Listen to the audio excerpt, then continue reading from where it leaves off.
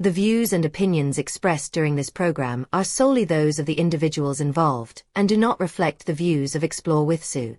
As such, this channel cannot be held liable for any legal actions arising from the content of this program. Oh my. Hello guys, welcome back to Explorewithsu.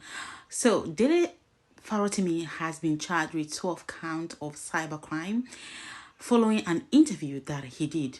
You guys know that he was granted bail, but that has been rejected and he is being charged for fresh counts. This case reminds me of Nnamdi Kanu case, which has been ongoing for a long time. Guys, oh, and by the way, if you're not subscribed to this channel yet, what are you waiting for? Subscribe and support your girl here, ewithsubuiz, and thank you so much for stopping by. Let's get into the video. Thank you very much for having me. Thank you so much. I was reading your book with some kind of trepidation, and I was wondering, it was as if I was reading it in a public space. So I was looking around over my shoulder whether or not anybody could hear me or see what I'm reading, because the fear we have about the Nigerian judiciary, it does look like you're so frustrated, you're so angry. From the very first, in your preface to your introduction, you establish your disgust at some of what you have described as a rot in the Nigerian judiciary. Let me start by asking you, the change that we see in leadership between Justice Kayode Ariwoola and Justice Kekere Ekun, how fundamental do you think this change is? When you ask with the pedigree of Justice Kekere Ekun, I had to laugh because it's as if the change of name would suggest a change of some change of guard, as if some paradigm has shifted simply because we moved from an Ariwoola to a Kekere Ekun. The fact of the matter is that she's a member of the Nigerian judiciary. She's at the apex right now. She was part and parcel of that Supreme Court each and every time that it had failed the Nigerian people in the last decade plus. She was part and parcel of that Supreme Court when it delivered his Lawan judgment, when it delivered his Akpabio's judgment, when it delivered almost all of the disgusting judgments that have issued forth from the Supreme Court. You said you were reading my book with trepidation, and I'm like, okay, Flora Azinge, a justice, I believe, of the Court of Appeal, sitting at the tribunal in Kano, Azinge came out publicly to speak of how she was being induced. Attempts were being made to induce herself and members of her panel. That wasn't Dele Farotimi that said that. That is a veritable member of the judiciary that said that. Bokachua came to the public space to tell all of us within the unholy chambers of the Senate exactly how judicial pronouncements are procured in the bedroom. He was the first to inform us of how the judiciary has been Bokachualized. Supreme Court justices, numbering 14, came out to say that the Supreme Court, the head of the Supreme Court at the time, Tanko Muhammad, the plane driver, was corrupt. They were claiming that 80 billion had been misappropriated in the Supreme Court. These were justices of the Supreme Court that were signing petitions, not Dele Farotimi now. So it wasn't something that Dele Farotimi said that led them to do that. When the United States Department of State came out with its 2021 report and said that our judiciary is a cesspit of corruption, it wasn't Dele Farotimi that said that. He didn't say so. So you have a situation where our judiciary did not become the way it is because Dele said anything. Incidentally, I believe about 2 years ago, when Justice Ariwoola was appointed acting CJ, this question you have asked of me tonight was probably a mirror image of the same question Dr. Ruben Abati asked of me about Ariwoola and what effect it might have, what changes we might expect from the judiciary. I told him at the time that I didn't expect anything to change. Just as I'm telling you as well, right here and now, that I expect nothing to change. The Nigerian judiciary is the way it is because that is the way the system needs it to be for the system to function. Mr. Farotimi, there are those who know Justice Kekere Ekun and who will refer to Justice Kekere Ekun in this manner. They say Justice Kekere Ekun is incorruptible and comes with the highest level of integrity. Would you be fair to have referred to Justice Kekere in the manner in which you have referred to her, our person has been. No, you've made reference. Listen, my brother. Listen, my brother.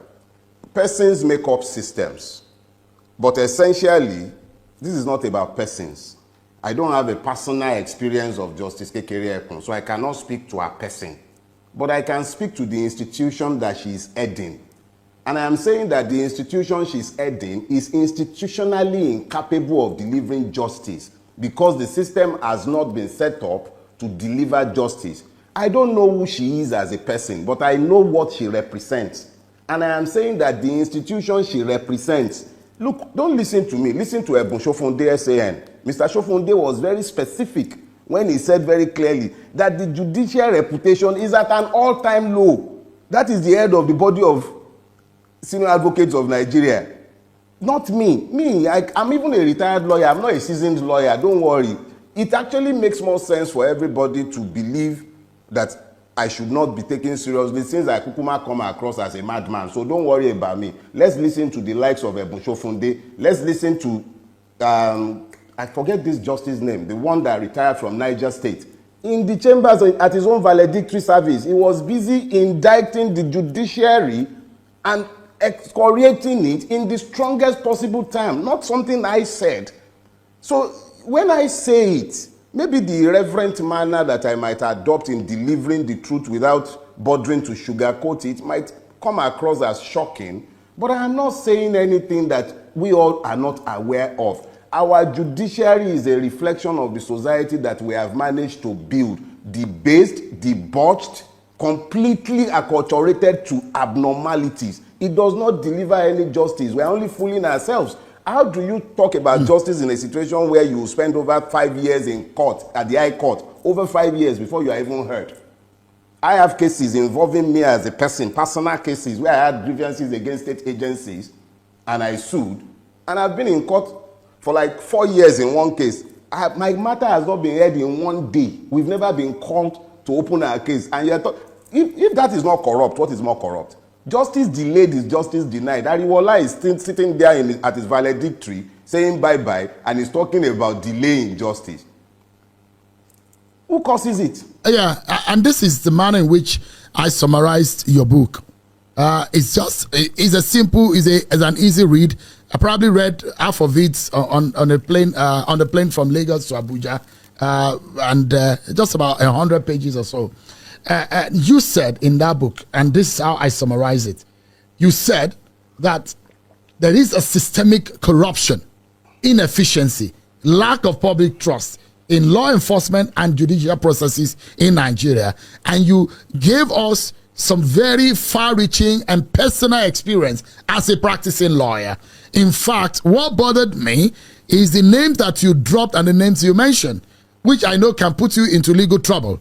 And which I know that you're a man of, you're a troublemaker yourself. Let me explain something to you. Yeah. In law, the truth is an absolute defense against libel. Whether that libel is civil or criminal libel, the truth is an absolute defense. I challenge any one of them to dare to sue me, take me to that same court. The key reason why I felt myself compelled to write this book is the fact that I sought legal redress for the libel against me by one of the principal characters, and he used his clout in the judiciary to deny me the capacity to even question him. These are heavy.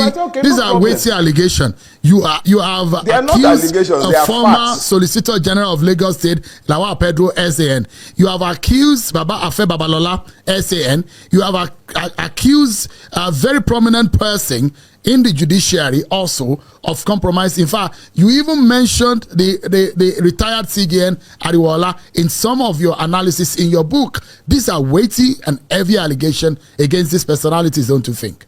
Let me put it this way.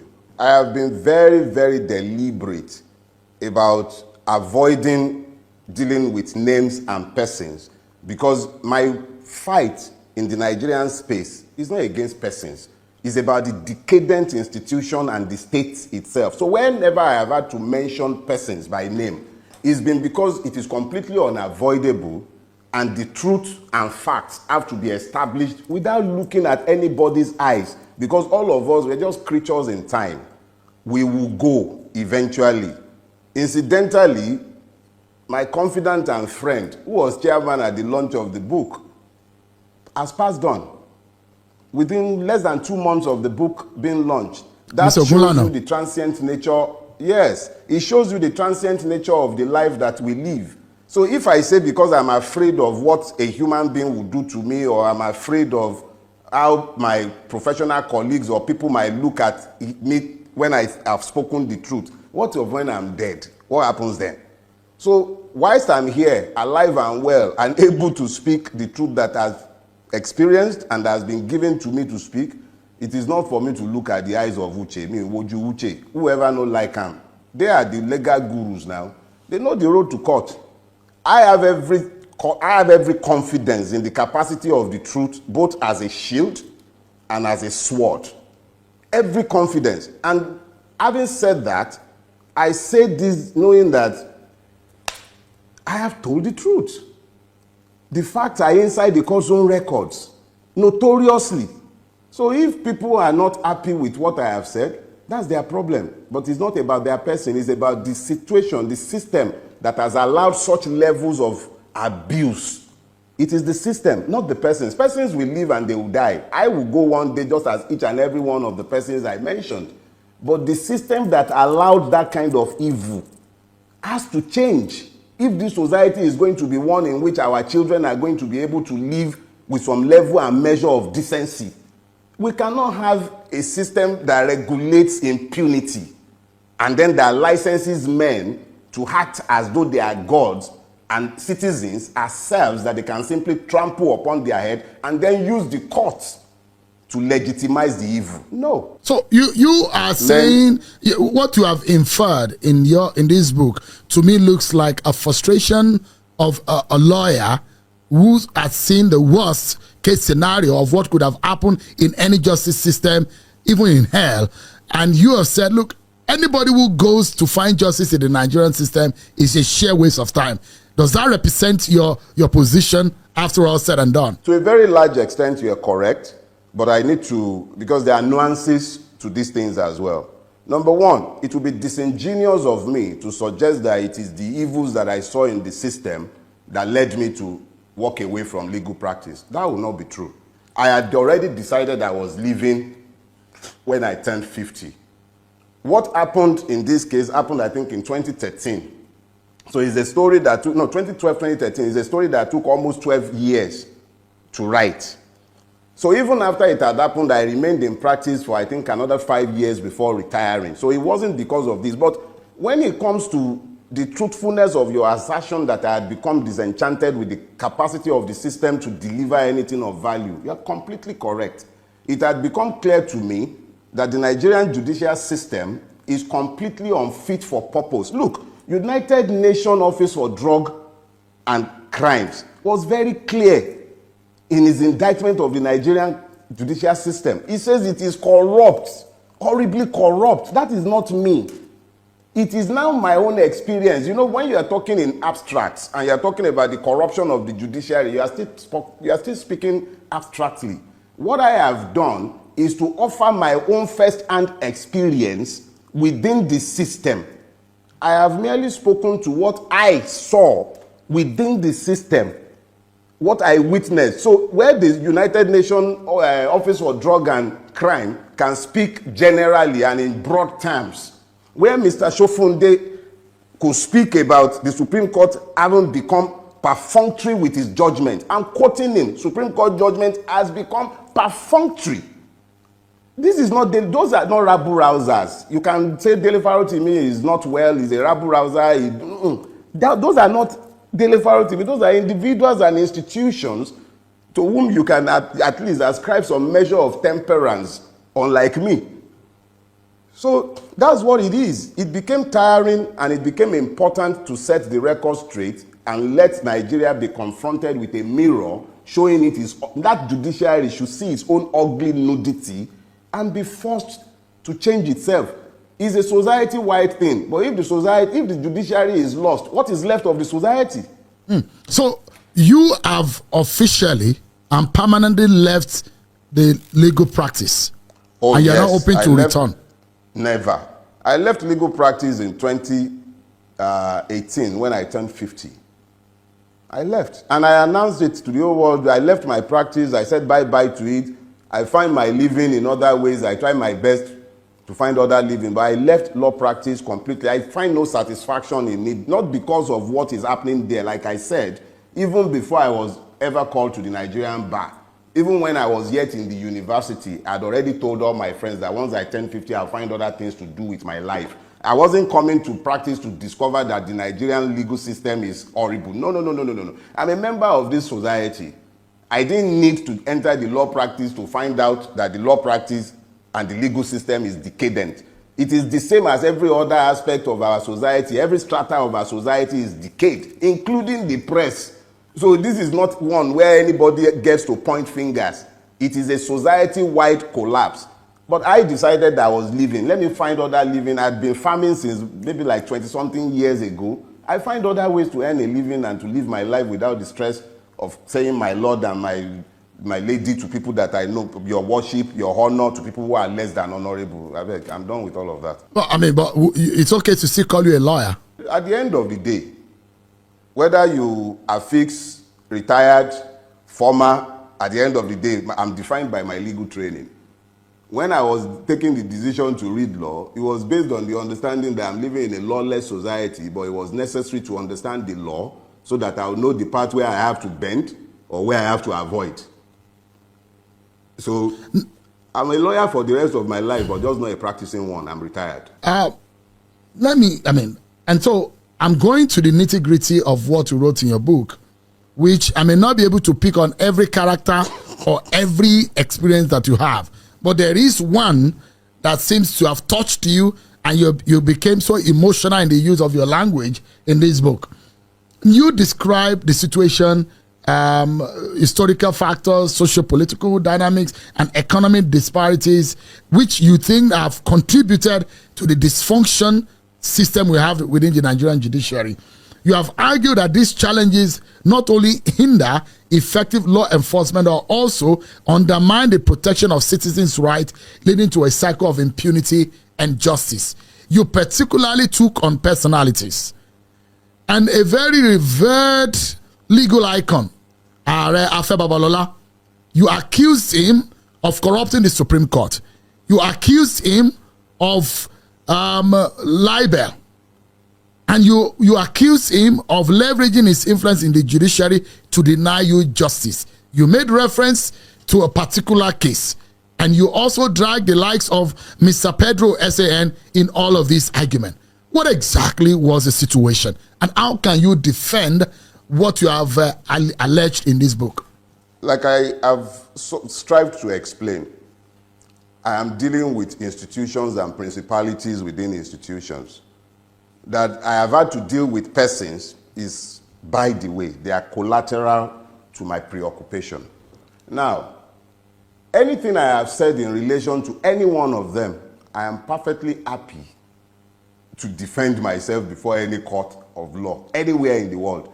And the fact of the truth that I have told, they are all in the public space. They are in the public record. They are before the courts. I have not written this book to scandalize or to make money. In actual fact, every kobo derived from this book already pledged and donated to a foundation for autistic children. This is not for gain. But the truth is the truth is the truth. And it must be told without caring about names or reputations. If I have lied against persons, they are lawyers. As you said, Baba is the legal igu in Nigeria. They are the ones who planted the judiciary that we have today. And I know and they know what they did in the case under reference. And the facts of what they did, the malfeasance, is before the courts. They can't even, I don't even have to produce a single piece of paper. Everything is in the public space. But it seems that person so revered as Afe Babalola, yes. It looks that you are impugning that image, that reputation built over the years. And I'm asking you to substantiate. Tell Nigerians on this platform what exactly was the case. How did he deny you justice through the system? Sheon, Mr. I Farotimi? I wrote a book deliberately setting out the facts. I have also been very deliberate in my presentation and speaking about the book since I wrote it, to make sure that nobody is able to say that I have written the book with the intention of scandalizing persons. When I said Afe Babalola denied me justice, I laid out the substance of my allegation in the book that I have written. If I begin to deal with the nuts and bolts of it on your podcast or in the press, that's why you've never seen me tweet any part of the allegation or speak about it publicly. I've put it in a book. That is deliberate. It will outlive me and them. It is not beer parlor talk. It is me putting my words in writing. It is indelible. Nobody can touch it again.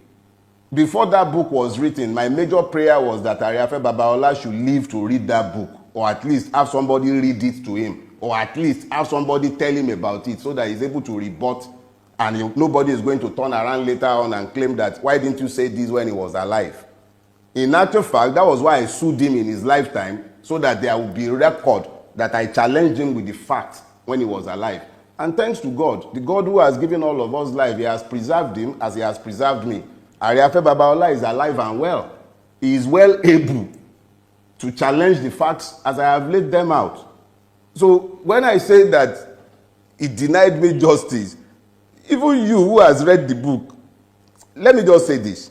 How do you explain that the person who was the chairperson at my wedding was the judge, the chairperson at my wedding, who has not talked to me and has kept at distance and been very malicious towards me since 2003? She has never had a word to say to me. That was the person, my very first employer as a lawyer. That was the judge that the case was assigned to. My case against Afe Babalola was assigned to that judge. And you think that you couldn't have gotten justice? How could I possibly have gotten justice from a judge who hadn't spoken to me, who was chairperson at my wedding, who was the first person to ever employ me? And that Who will imagine that kind of person would be in your favor, not against you? Oh, I didn't need anyone to be in my favor. But as I said in the book, the moment the case was assigned to her, I called the former head of chambers and told him, see, they've assigned my case to this woman. If I write a letter demanding that the case be removed, it will be construed as me being malicious. I'll leave it, since she's not the substantive judge. She's meant to be the, I can't remember what they call those things. When you file a case, first it goes to a judge before it goes to trial. She was just meant to just take the preliminary issues. But she killed the case before it even went. That's another story, and it's been told. See, justice must not only be done, it must be seen to have been done. She adjourned to rule on a preliminary objection. We wrote 2 letters to the court to find out when the ruling will be delivered, and copied her first chamber. Nobody ever responded. 9 months after her adjournment, she delivered the ruling without even informing us. We just happened to be in court for something else, and we realized that she had delivered her ruling without ever informing us. I have provided more. Look, my own is this. Before the book was written, I was pressured. I was under a lot of personal pressure that I must write this book and it must be in the public space, because none of us will live forever. Now I have written this book. Those who feel aggrieved by the book should do me the favor of suing me. I have not whispered in a beer parlor. I did not talk in some back room somewhere. I have written a book. It is in the public domain. If they are aggrieved, let them go to court. Maybe everybody, they tell us in Nigeria, go to court. Okay, so me, I'm saying to them as well, go to court. But you have not still told me on this platform, and perhaps a lot of my audiences who have not read the book, what did Afe Babalola do to you? You are making this sound like some personal grievance between myself and Afe Babalola. I'm saying it is not personal. I'm saying that Afe Babalola corrupted the judiciary. And in corrupting the judiciary, it came across my practice.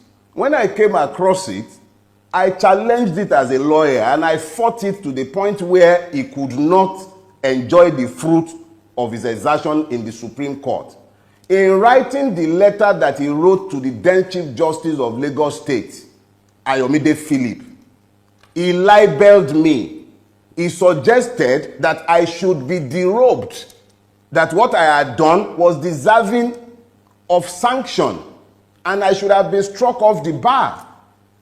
And when I saw this, knowing what I already knew of what he did, I wrote a letter asking that he should withdraw that letter that he had written that was libelous of me. And he declined. Arrogantly so, he declined. And I sued him for libel. And when I sued for libel, the machines of corruption went into overdrive, and a case that should never have been killed at the preliminary stage was killed. Everything about the case, the judge to whom it was assigned, the manner of the handling of the case, 9 months after it was adjourned for ruling, 9 months, the procedures are clear, it shouldn't be longer than 3 months, 9 months, without informing us, in spite of the fact that we had written 2 letters to request to be told when the ruling will be delivered. So, and then the ruling went as far as to say that, look, Sheung, there are some things that should not be reduced to person. This has nothing to do with persons. If Afe Babalola was the only person who is licensed to enjoy that level of impunity, that's different. It's not about him. It's a system-wide problem. You simply can't get justice from the system. When I spoke about him and the others, they are merely as examples. He has nothing to do with persons. I don't know him as a person beyond what I have described. I think I've only ever set my eye on him once in my entire life. I described it in the book. It was at Heathrow Terminal 5. That was the only time I ever saw him in my life, and it was before this occurrence. So it's nothing personal. But if persons have perpetrated evil, and they have reinforced it and built a system that is as patently evil as the one in which we are living, it becomes the duty of the conscious. If you are conscious of that evil, you must speak against it. If you don't speak against it, you are helping to normalize it. So when the United Nations is speaking about corruption in the Nigerian system, when a judge is appointing his son, his daughter-in-law, when the entire system becomes as prebendal as it has become, it becomes easy for persons to influence things within the system to the detriment of those who should be citizens. So I'm not speaking about persons. I love to speak about persons. But when I am compelled to speak about persons in relation to their impact on the system and as types, I have no choice. I have no choice. It is whether what I have said is the truth or not. That should be what counts. It's not about the person. I don't care about names. I don't care about whether the person is 100 years old or 10 years old. It is about what level of respect have you earned. What is the value of the life you have lived? Do you think that there is some kind of cultic arrangement within the legal profession that drags the judiciary by the jugular, such that there are some persons within the legal profession that get justice the way they want? Because in some of your explanation, it does look like there is a class of lawyers or a class of persons within the Nigerian legal practice that gets whatever they want in the courtrooms. The Nigerian judiciary is not different from any other aspect of our society. What you find is that, okay, look at Ariwola, for instance. A man is the Chief Justice of the Federation. He makes his son a judge of the Federal High Court. He makes his daughter-in-law a judge of the Federal Court of Federal Capital Territory. He makes his brother auditor of the Nigerian Judicial Council. Another family member became a judge of the Court of Appeal.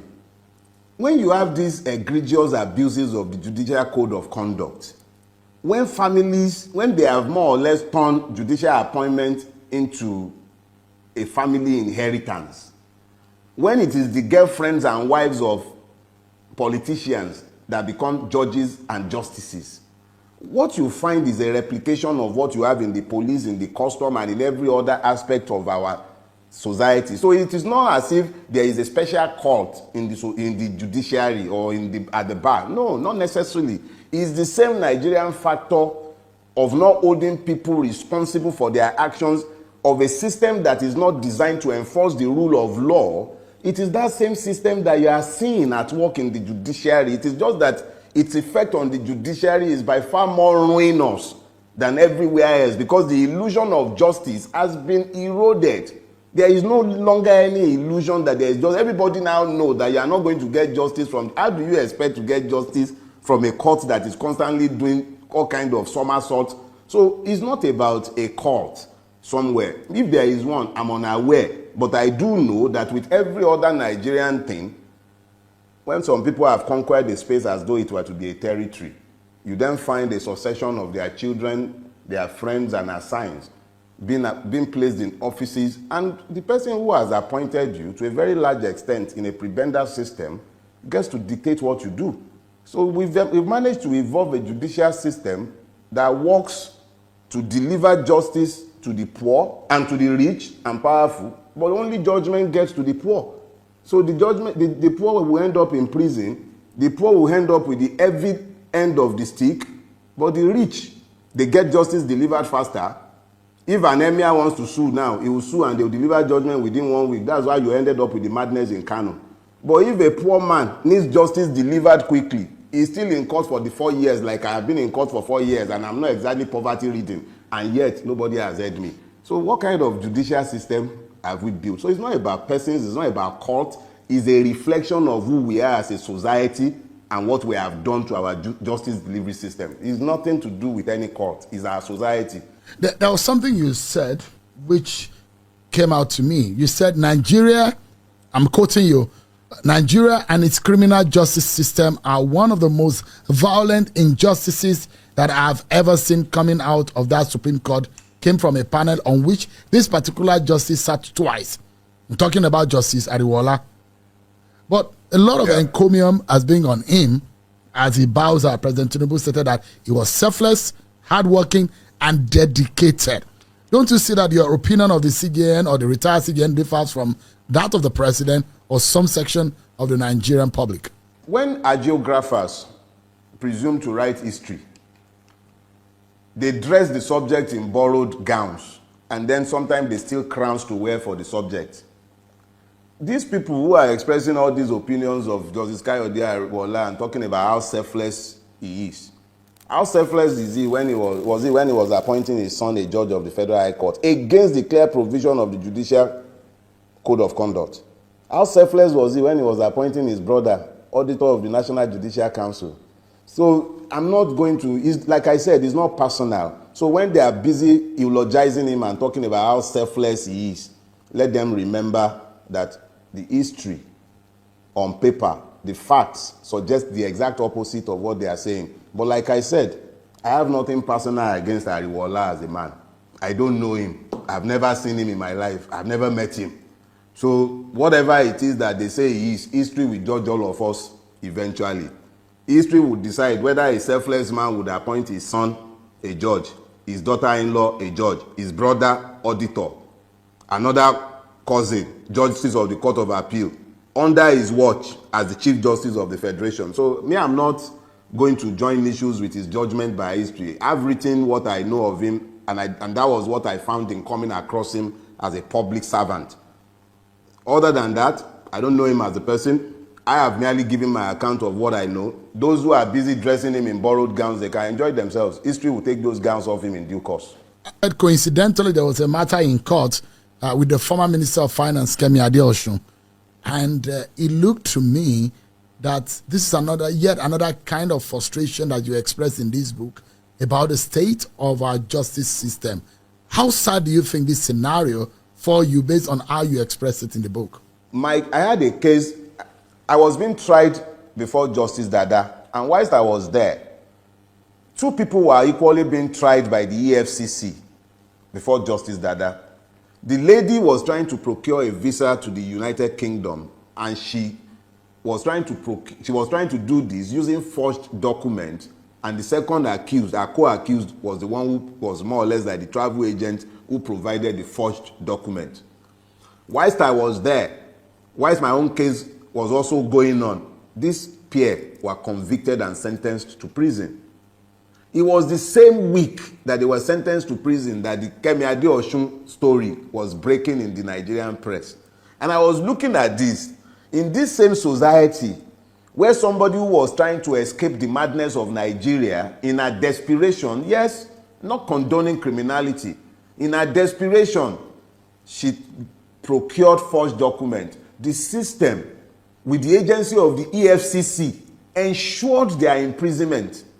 But Kemi Adeosun, a minister of the Federal Republic of Nigeria, forged their own NYSC paper. What happened to her? Nothing. So for the poor, you have judgment. For the rich, you have impunity. So it's merely, again, like I said, it's not about persons. As you can see, I cannot even remember the name of the victims. They are without names. I just remember that it was another Nigerian, male and a female, and they were victims of the system. The same system that criminalized them, forced them into lives of criminality, was also very effective in ensuring that they were punished. But someone like Kemi Adeosun sat in the office of the Minister for Finance in this country, doing so with forged NYSC papers, and nothing happened to her. There is another story I told in there of a gentleman I went to law school with. He was convicted of a misdemeanor in his undergraduate years in the UK.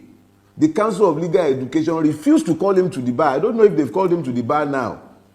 But the same Council of Legal Education, the same Nigerian Judicial Council, he sat watching. Who has asked Justice Flora Azinge to name the senior advocate of Nigeria that was attempting to bribe her? Up until today, nobody. So it's painful, but the reality is that Nigeria is not blessed with a justice delivery system. There is none. The sooner we all wake up to the reality and just admit to our problem, the better for all of us. So the question, because in all of this, you've established and you've shown some of the practical, you're not talking about things that you plucked from the root. You're talking about your personal experiences in the Nigerian judiciary, in your own practice. But it does look like a hopeless case for anyone seeking justice in the Nigerian judiciary. How do you think anyone can get justice? What are the hopes? How do we get out of this quagmire? And you have said that it is a societal problem, and it's not only typical of the Nigerian judiciary. There are other sectors. What can we do? And I'm hoping that there will be solutions for us to be able to get the kind of judiciary that we wish for. We can't wish for anything, and we can't pray our way out of our mess. We can't even fast our way out of this mess. We have to be decisive enough in telling ourselves the truth. We have a problem, and that problem is not just our judiciary. Our problems lies in our mirrors. All we need to do is look in the mirror and we'll see our problems staring right back at us. The problem is not just if it was just the judiciary, we'll be talking about, okay, let's reform the judiciary. But when you are done reforming the judiciary, what are you going to do about our legislative arm? What are you going to do about our executive? What are you going to do about our police? What are you going to do about our customs? What are you going to do about we ourselves, our society? Ghanaians will not people any of our sectors. We are the ones who will still people it, and the question is, what have we done with it? So when you are asking me what the solutions might be, it is the same solution I've prescribed for the judiciary that I will prescribe for the police, that I will prescribe for our educational system. We need a drastic and urgent, radical turnaround. We have to admit to the fact that where we are is not desirable at all. Where we are, let's stop lying to ourselves that the excreta that has covered us is merely mud. It's not mud. It's foul excrete. We need to admit to it first. If we are going to walk away from it, we must admit to the undesirability of our situation. So the only thing that will save Nigeria, whether we like hearing it or not, there has to be a revolution of our minds before we can even talk about a revolution of our systems. But the system itself is what has conditioned all this to be happening, because there are no consequences for bad behavior. If there were consequences for bad behavior, this will not continue. But everybody has come to the knowledge of the fact that anything goes in our country. There is sheer impunity everywhere you turn. The apogee of the impunity that has come to define our lives as Nigerians is when you hear them tell you, go to court. That statement is pregnant. It tells us of the failure of the state that we have built. When people who are flagrantly disobeying the laws and trampling all over the rights of individuals will look you in the eye and tell you, go to court. Before it used to be, go to the station, now go report me for station. Now it's no longer report me for station, it's go to court. And the most grueling and gruesome statement of the level of impunity that you are able to deploy, even with the instrumentality of our Supreme Court, are decisions such as the one you saw in Lawan, the like you saw in Akpabio, and the one that was done in the case in question in my book here. So it's not about something, it's not like it happened in my, like I described in my book, and it's happening every day across the length and breadth of Nigeria, from the magistrate court. I think the other day, a lawyer was busy broadcasting from a magistrate court, I think in Lagos, talking about how the magistrate, the clerk was demanding bribe before perfecting a bail. The thing, see, stop listening to me. Go out. There is enough out there to tell you how decadent the system has become. It's not about me. It's about the truth. All I am doing, I think the only thing unique about the book I have written is that somebody is talking about their own experiences, and they are not doing beer parlor talk, and they are putting names and dates and facts and figures. That is the only thing that is different. I have come to paint the details. That thing that the United Nations Office of Drug and Crime are telling you blithely, talking about general. The same thing that Mr. Ebunsofunde, SAN, was talking about when he said judicial reputation is at an all-time low. That Supreme Court judgment have become perfunctory. That is not Dele, that is the venerable Ebunsofunde, SAN. Do you know that man is a doyen of our profession? Mr. Farotimi, Mr. Farotimi, can we expect any, if Justice Kekereekun decide to take bring out some very major judicial reforms, do you think we can see some kind of changes? And if there is a possibility, what kind of judicial reforms can you see? We've seen a 300% in the rise of pay to judicial officer. Is it a good way to start in reforming the judiciary and ridding it of corruption? You cannot have a judiciary of saints and angels if you have a country peopled by those who have no respect for the law, for justice, or for equity. It is impossible to have a judiciary that is free of corruption when every other aspect of our society is as debased and corrupt as it is. When there are no consequences for actions, people are going to continue to misbehave. So if we're talking about reforms, the reforms cannot be solely about the judiciary. It's a society-wide thing. But if we are focusing on the judiciary, you have to take a look at the process of appointment.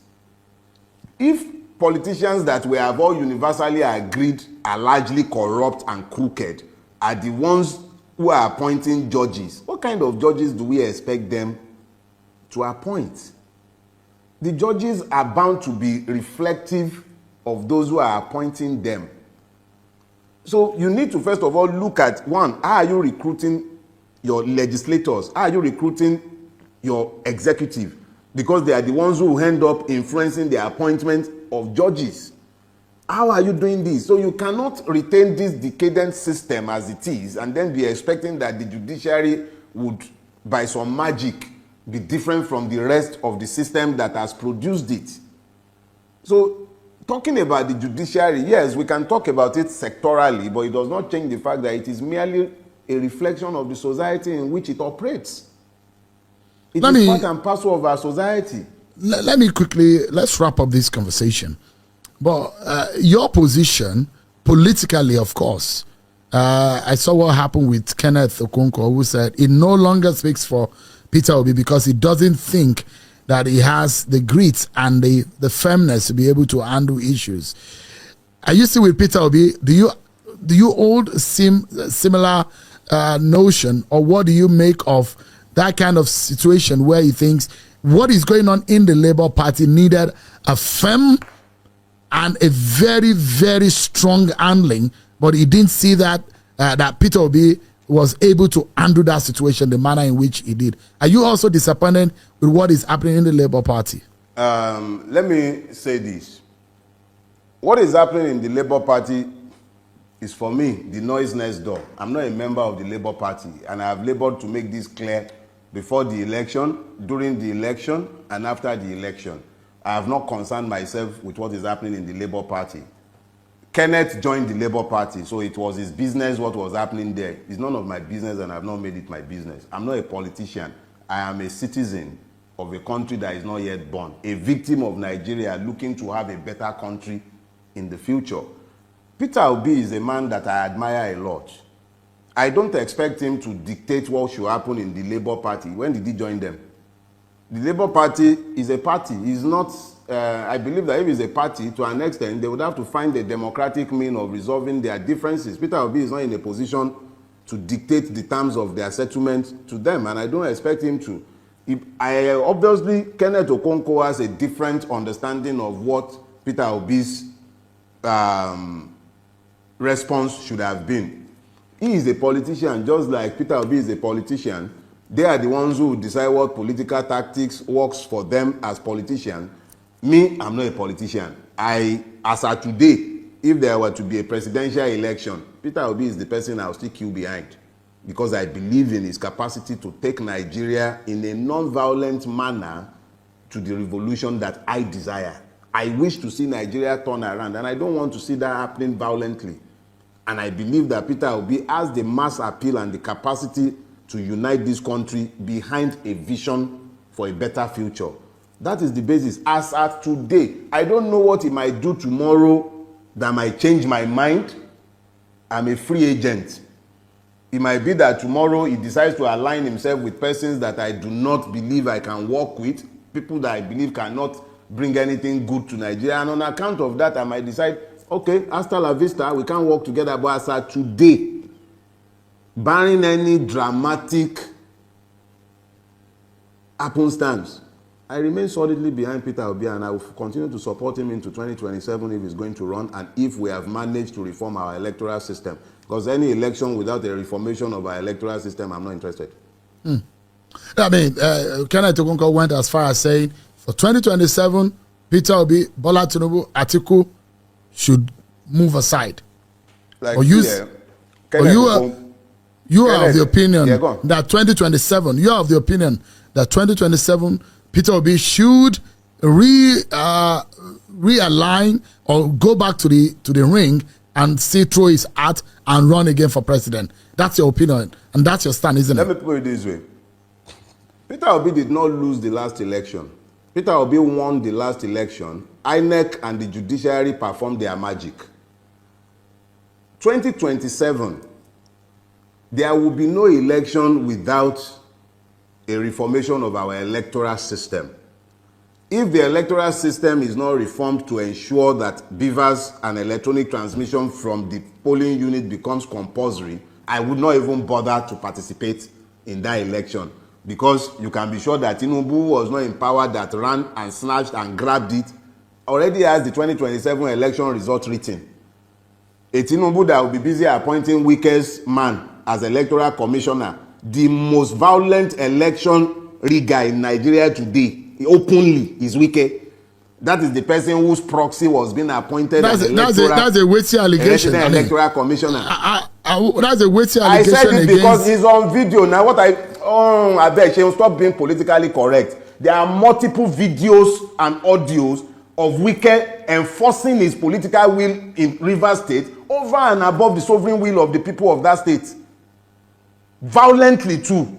So this is not, please, I don't do beer parlor talk. No, because and when you need to balance things, you can, are you suggesting, okay, so let's turn it into an argument. I am saying here, my name remains Dele Farotimi, and I am saying that there are more than enough material online showing Wike violently suppressing the right of the people of Rivers State to elect their chosen representatives. And I am saying that his personal aide, his person, has already been appointed a resident electoral commission since Tinubu came to power. So how can you be talking about a free and fair election in 2027 when it's already a fait accompli that without consequential amendment of the Electoral Act, without a consequential reformation of our judicial system, the same madness that took place in 2023 will repeat itself in 2027? If we do not tell ourselves these basic truths ahead of time, how can we even hope that anything will change? We have to be unapologetic and unrepentant in pushing the truth in their eyes. As I've told you, the truth is both a sword and a shield. I love wielding it as a sword and smashing them on the head with it, and I don't care for their feelings. I don't know how long any one of us is going to live. I'm not going to live my life kowtowing to the opinion, sentiments, or emotions of worthless human beings who have wrecked the life of thousands and millions by their actions and inactions. So we cannot be talking about an election in 2027 in the presence of the multiple madnesses that have remained with us, in the presence of a situation where a corrupt INEC chairman will open his mouth and blithely declare on national TV, go to court. We can't be having that and be talking about an election in 2027. We must at least be honest enough to tell ourselves what is in front of us. If there is going to be an election worthy of his name, I will be out there supporting Peter Obi. If there will be an election, and if we still even have a country, the way Bulaba is going with Nigeria, what do we know that will be left of this country by 2027? What will be left of this country? Anemia is being killed in his own domain after ransom war. And we are talking about 2027. An Oba was killed. 2 Obas, for instance, were killed in Ekiti for the other time. And we are still talking about 2027. You practically don't have a functional state again. Somebody is single-handedly, without recourse to any due process, the due process law be damned, the PPP law be damned, single-handedly without public tender of any sort, they are awarding a road at 4 billion naira per kilometer. And you are still talking about a country. Why are we lying to ourselves? We must, even if they will not agree, we must be unapologetic in telling these truths. Whether we would have a country in 2027 is up in the air. Hunger has become a real issue. So, I mean, the government of the day will say, Mr. Farotimi, that they are making... Which government? The government that cannot even ensure that we have fuel. Which government? Do you have government? You have exploiters, buccaneers, thieves. But, I mean, which government? The government of the day will say they are making efforts in fixing the problem that they met on the ground. It's still early in the day. Okay, they just have about a year. I'm Chinese too. I'm Chinese and I'm 6'7". Do you believe me? The government of the day has said they are making effort. We see the effort now. They are making effort. They are buying private jet. They are buying yachts.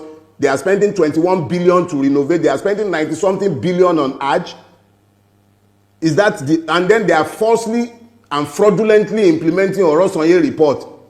They are busy privatizing NMPC. We are busy refining in Malta and everywhere. We see the effort they are making.